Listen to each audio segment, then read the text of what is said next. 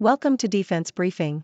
The content of the briefing includes: Israel strikes Syria, Lebanon following rocket attacks, military says. Ukraine latest, Russia ready for talks on post-conflict settlement, says Shoigu. Monday briefing. Ukraine war spurs demand for munitions metal tungsten, says Canadian supplier. What to stream this week: Annette Bening, Jason Aldean, Aquafina, Nkop and Blue Eye Samurai. Israel strikes Syria, Lebanon following rocket attacks, military says. Al Jazeera. Israel has conducted strikes on military infrastructure in Syria and Lebanon in response to rocket launches into Israeli territory, according to the Israeli military.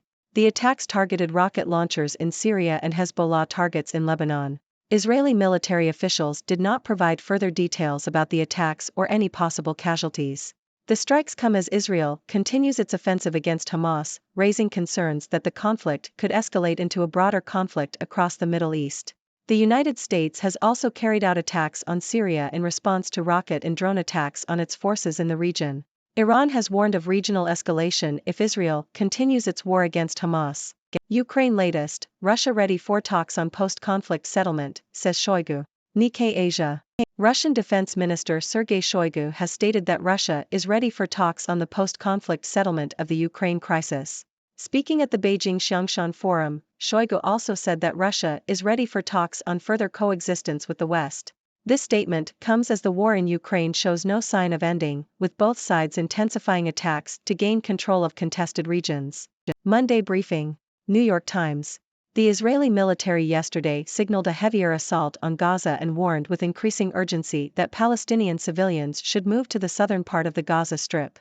The military's chief spokesman said Israel was gradually expanding the ground activity and the scope of our forces, but it was still unclear how many soldiers had been sent into Gaza since Friday, when Israel began an intensified ground operation. Videos released by the military and geolocated by the Times indicated at least 3 places where troops had crossed into northern Gaza. Phone and internet service in Gaza had been knocked out on Friday, but connectivity partially returned yesterday morning, according to the head of the main Palestinian telecommunications company. The executive said he suspected that Israel had caused the service stoppage, and 2 American officials told the Times that the U.S. believed Israel was responsible for it. Officials in Israel declined to comment on the matter. Ukraine war spurs demand for munitions metal tungsten, says Canadian supplier. Nikkei Asia. The war in Ukraine has increased demand for tungsten, needed to build stockpiles of munitions, according to Lewis Black, CEO of Canadian mining company Almonty Industries. Black said, "Everyone is now ramping up their capacity to produce more munitions, but there's no tungsten, and what tungsten there is, coming from perhaps jurisdictions that you may have to defend yourself against in the future." What to stream this week: Annette Bening, Jason Aldean, Aquafina, Nkop and Blue Eye Samurai. Bloomberg. A new Hulu series, Quiz Lady, follows a 30-something accountant named Anne, played by Aquafina, who has been obsessed with a game show called Can't Stop the Quiz since she was a child. When her pug is kidnapped, she enlists the help of her estranged sister Jenny, played by Sandra Oh, to get on the show and win the money to save her dog. The show, which features Will Ferrell as the host, debuts on Friday, November 3rd on Hulu. Another new series on Hulu, Black Cake, is based on the novel by Charmaine Wilkerson. It follows 2 adult siblings whose mother has died and left them a mysterious flash drive with details of their family history. The story connects to a Caribbean black cake from their heritage. The first 3 episodes of Black Cake drop on Wednesday, with new episodes released weekly. In addition, Netflix is streaming Naiad, a film about Diana Naiad's swim from Cuba to the Florida Keys. The film dramatizes her feat of endurance, as well as the perseverance of her friends and collaborators. Annette Bening plays Naiad, with Jodie Foster in a supporting role as her friend and trainer Bonnie Stoll. The film is available to stream on Netflix starting Friday, November 3rd. A World at War. Foreign Affairs. The number, intensity, and duration of conflicts worldwide have reached their highest levels since before the end of the Cold War, according to an analysis conducted by the Peace Research Institute Oslo. The study found that there were 55 active conflicts in 2022, with the average conflict lasting about 8 to 11 years. This is a significant increase from a decade earlier when there were 33 active conflicts lasting an average of 7 years. The increase in conflicts has been accompanied by record levels of human upheaval, with a quarter of the world's population, or 2 billion people, living in conflict-affected areas and 108 million people forcibly displaced worldwide. Despite the increase in conflicts, it has been more than a decade since an internationally mediated comprehensive peace deal has been brokered to end a war. The international response to the increase in conflicts has been to shift the goal posts of peace from conflict resolution to conflict management. However, events in the Middle East and elsewhere have shown that conflict can only be managed for so long.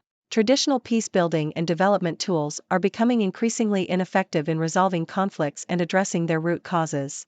As a result, aid bills continue to grow, refugees are displaced, and fractured societies continue to suffer. A new approach to resolving and managing conflicts and their impact is urgently needed. The changing nature of conflict, including the involvement of multiple state and non-state actors and the internationalization of conflicts, has made it more difficult to end wars. The UN, once the go-to-conflict mediator, has been sidelined due to geopolitical competition and growing international rivalries. International policymakers are increasingly reluctant to intervene militarily or invest significant political capital in conflicts that they consider to be of little strategic consequence. Instead, the focus has shifted to dealing with the consequences of conflicts, such as waves of refugees and cross-border smuggling of drugs and weapons. Humanitarian aid has become a panacea for managing unresolved conflicts, but it cannot be the only answer. A fundamental shift in local dynamics, post-conflict justice and development, and locally led peacebuilding are necessary to achieve sustainable peace. As Israel bombards Gaza, a woman sees her world collapse.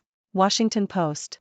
Thousands of families across the Gaza Strip have lost relatives and friends in Israeli bombardment following Hamas's unprecedented attack on Israel on October 7 that killed more than 1,400 people. Threats against Cornell's Jewish students reported to FBI, school says. Washington Post. Cornell University has informed the FBI of an anti-Semitic posting on an online forum, which threatened violence against Jewish students and referred to the war between Israel and Gaza. The threat specifically named the university's Center for Jewish Living. Several other universities have seen incidents of anti-Semitism since the attacks on southern Israel by Hamas militants began. Cornell police are investigating the posting, and will remain on site to provide security. China war veteran blasts U.S. as troublemaker at top defense forum. Bloomberg. China has accused the U.S. of destabilizing the world as it opened its major military conference.